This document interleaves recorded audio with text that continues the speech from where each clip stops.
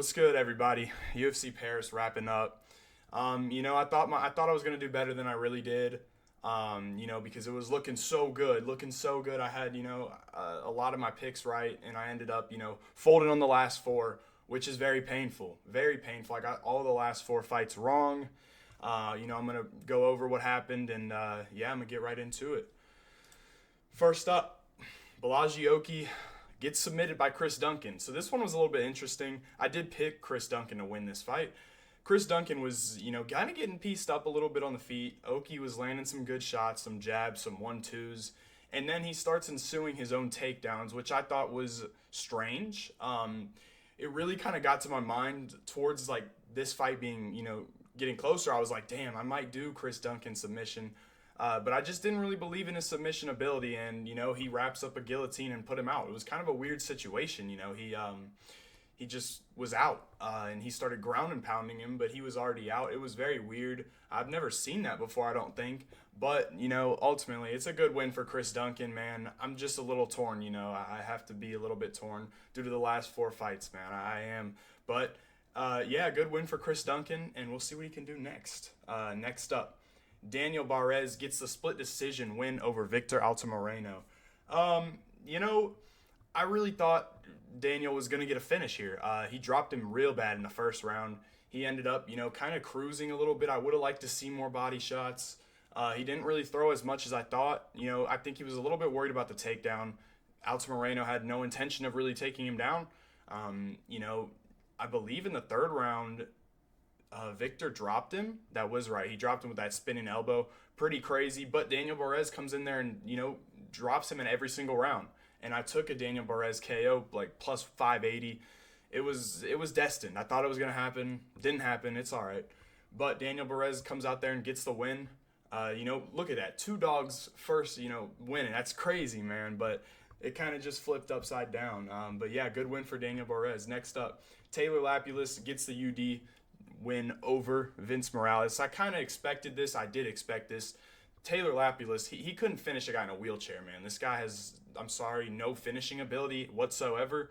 But, Vince Morales, to me, he's always struggled with those kind of guys. I talked about in my breakdown. He struggled with those rangy strikers, specifically southpaws. I mean, Jonathan Martinez was fucking him up. Chris Gutierrez had a lot of success versus Vince Morales as well. To me, Taylor Lapulus kind of resembles more Jonathan Martinez, southpaw, sharp striker, and he just won this fight. I mean, landed the better shots, 30-27 in my opinion. Vince Morales got him down to the ground a couple times, but didn't really do anything. A good win for Taylor Lapulus, and kind of exactly how I expected it to go. This guy, like I said, man, no finishing ability whatsoever, but good win for him. Next up, Ludovic Klein versus Roosevelt Roberts. Now look, I was huge on Ludovic Klein. I always have been, but this wasn't that good of a performance. But I think it's due to the fact that Roosevelt Roberts actually is UFC level. I do believe he is. Ludovic Klein is a great prospect, and Roosevelt Roberts was keeping him on the end of his shots, landing good shots, and kind of, won the striking exchanges, really. He struggled when Ludovic took him down, which I kind of didn't really expect because I thought, honestly, Roosevelt would have been a little bit better on the ground, and I thought Ludovic would have been a little bit better on the feet, and he really wasn't. He looked like shit on the feet, to be quite honest with you, but I don't expect that from Ludovic, man. I expect him to go out there and box Roosevelt Roberts' head off, and he kind of was headhunting, and that's something doesn't usually do. Versus Thiago Moises, he was setting up those body shots and ripping the body, and he didn't do that a lot here. I don't know what it was. It was a bit interesting, but nonetheless, man, good win for Ludovic Klein. I kind of expected a little bit more, you know what I mean? But it is a good win, and another pick I got right. Next up, Umar Sy versus Dawoon Jung. Now, look, honestly, I bet Dawoon Jung after the first round because I thought Umar Sy looked gas. I talked about this fight being kind of like, damn, I don't think Umar Sy is ready for this kind of fight. Dawoon Jung is very good with the takedown defense, and Umar Sy, from what I've seen before, his striking's not great. He hasn't gone past, the first round a lot. So I expected Dawoon Jung to be able to, weather the storm first round and possibly, maybe get a finish in later. But Umar Sy impressed me. I think if Dawoon Jung would have pressured him more, I think we could have seen a whole different fight. He didn't do that. Umar Sy striking is getting better. He is, a young guy. And his striking did look a lot better than I've previously seen, so I have to give him credit. He is getting a lot better. So good for him and a pretty good win for him. Another one right, man. I mean, that was an easy one. But next up, Iwan Kutalaba versus Ivan Urslin, sorry. Iwan, I was very nervous about this fight because it's about you just flip a fucking coin, you know what I mean? And Iwan, to me, the reason I picked him is due to the fact that he kind of seemed more measured in his last fight versus Felipe Lins, and I kind of liked that out of him. This time around, he was still a little bit wild, but he got takedowns and looked pretty good, honestly. I was kind of happy that Ivan Urslan was keeping him on the ground because I thought if it got to the feet, Ivan was in way better shape and looked a lot better. I think Ivan could have got the finish there easily. I really do. But that fight stayed on the ground, and I was happy about it because Ivan got that split decision win, which I thought it was very clear that he won 2 of the rounds. The first round he dropped him, and then the second round he controlled him for a while. So yeah, good win for Iwan, and I don't know what to say about what's next for the guy, but we'll see. Faraz Ziam versus Matt Frevola. Whew, boy.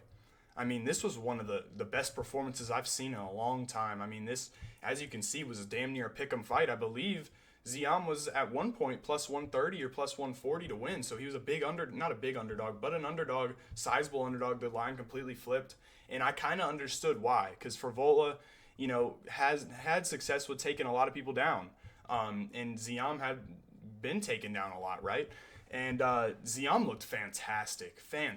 That's the kind of performance I wanted to see, like a Ludovic Klein put on, is something like what Ziam did, because even before the crazy finish, which I'll talk about, whooping Matt Frevola, man, the 1-2s were on point, and really the defense on the grappling was really incredible, and I was very impressed with his performance. I still am, but that knockout, oh boy, that was a special knockout. Man, that was one of the best ones I've seen in a minute. It got me going because it was really, really, really nice. It was he postured up that knee and bop right to the jaw. The follow-up shots were not necessary, but man, oh man, that was a fucking brutal KO. And Faraz Ziam is a guy who I don't even know if he has a KO in the UFC, right? So I kind of didn't know if he would be able to finish Frevola, and he was piecing him up, hurt him a couple times, and then got that knee, and man, oh man, one of the most vicious, brutal knockouts I've seen in a long time, man. What a performance from Faraz Ziam. And yeah, I'm excited to see what that guy can do, man, because that was a really good performance, and he showed how much better he'd gotten, because Claudio Puelles was taking him down a lot, and to me, Frevola is stronger, a better wrestler than Claudio Puelles. I don't think Frevola has better control than Puelles, but he's a better wrestler, and he was able to stuff everything pretty much and looked fantastic, man. A great performance. I'm excited to see what that guy can do, man. Next up, Morgan Charrier getting the win over Gabriel Miranda. This was one of the guys I put in my lay, but I don't even want to talk about the lay. But Morgan Charrier comes out, looked a little bit tentative because Gabriel Miranda, like I talked about, is a wizard on the ground. This guy can submit anybody, right? So you got to be careful when you're going against him. So, Morgan was very careful. This guy struggles winning multiple fights in a row, I feel like, even on the regional scene, but he came out there and knocked him out in the second round. I thought he won the first. He did, defended the takedowns well, which I really expected. This guy is extremely skillful, very good fighter. And I expect a lot from Morgan Charrier. He's a good fighter, very skillful, fast, big featherweight, great takedown defense, and great takedowns himself and control. He kind of showed that in that fight. So yeah, great win for him. This is where it turns upside down for you boy here, man. It turned upside down. I was undefeated all throughout that, and then man. I picked Kevin Jousset to win this fight. Brian Battle is my boy. I love Brian Battle, but you got to keep biasness out of fights. To me, I felt like Jousset was the better striker, and I thought he would be able to not have issues with takedowns. But the game plan of Brian Battle and his team was perfect, man. Come forward with that kind of Nick Diaz style, kind of just not throwing hard, but just pressuring. And that's really what you had to do. And it's on me because, honestly, if I'm remembering, I do remember talking about Jousset kind of not fighting well off the back foot at all. And Brian Battle took advantage of that and beat the shit out of him and got the TKO in the second round. and just put it on him, man, and talk shit to the crowd after. I love that. Bryan Battle, I do like him a lot. A lot of people are going to like him. One of my favorite fighters, top 15. But yeah, I had to go against him, and he proved me wrong, which I do enjoy. You know, if I get the pick wrong, it's okay, especially if I like the guy. So yeah, great win for Bryan Battle. Man, he really poured it on Juice. I thought he, wouldn't do that. I thought he'd kind of let Juice control the pace, and he didn't at all. I knew it right off the jump that what his game plan was to, pressure Juice and make him fight off the back foot, which he did fantastically, man. And that's something Juice is definitely going to have to fix because it fucked him up. Similar to the Sean Strickland where we saw Strickland just march Adesanya down. You can't let those city kickboxing guys control the octagon. Bryan Battle did a fantastic job and got the win there. So yeah, next up, William Gomis versus Joanderson Brito. This one was a little bit tough for me. I think Brito won, but you can make a case for Gomis as well. I thought it was a horrible performance from Brito. Honestly, he was supposed to come in here and destroy this guy. I talked about Brito. I talked about how there's some things I don't like about him. I think if he would have stuck to the takedowns on Gomis, he would have beat his ass.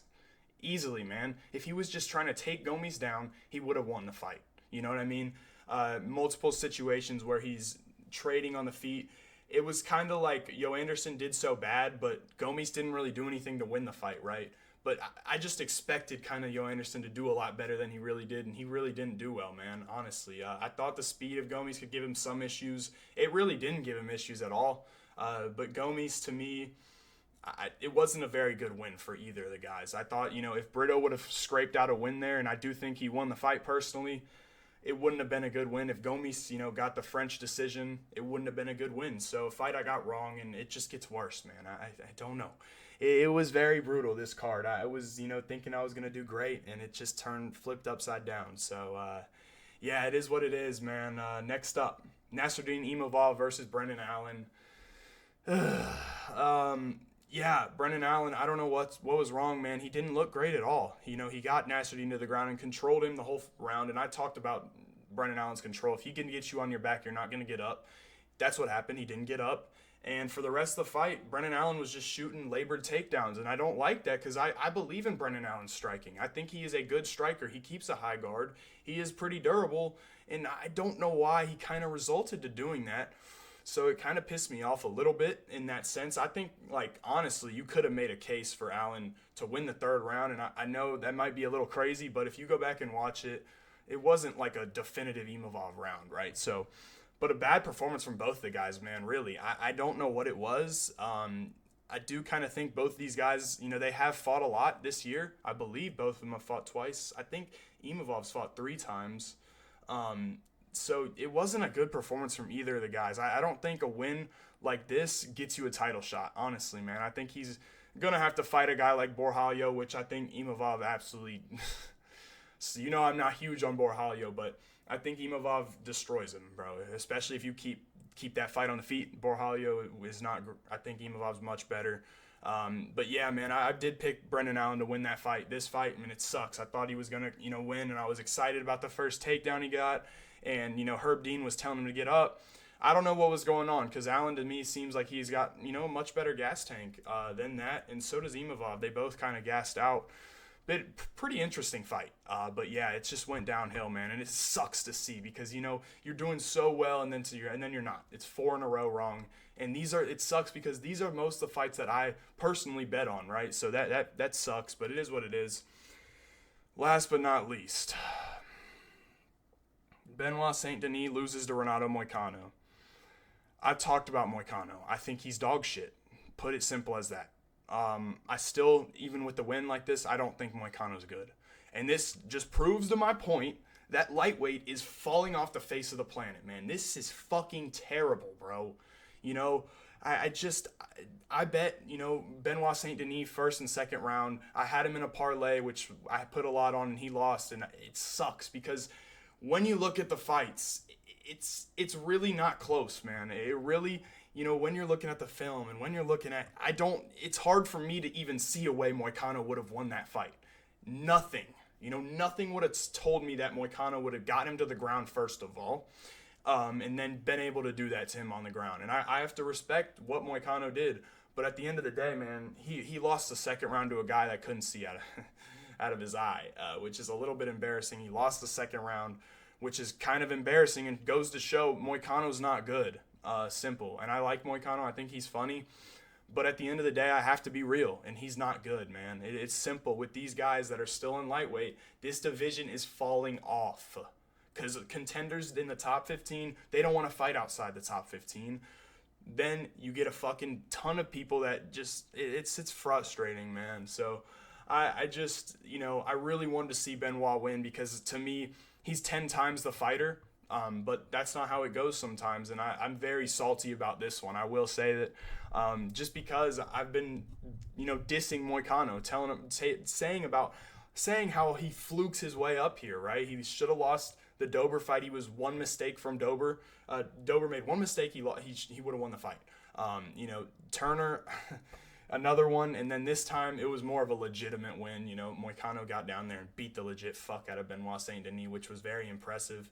But it sucks, man, because if I think if you run that fight back, 9 out of 10 times, I think Benoit would win 9 out of 10 times, and I feel like that's not even weird to say because I feel like he is such a better fighter. But yeah, that's the way it goes, man. I hope y'all boys enjoyed. I'm gonna try and do better on the next card, man. But I thought I was in the bag, man. Especially if Brito and Moicano or Denis would have won, it would have been great. But that's the way it goes, man. And I'll catch y'all boys in the next one. All right.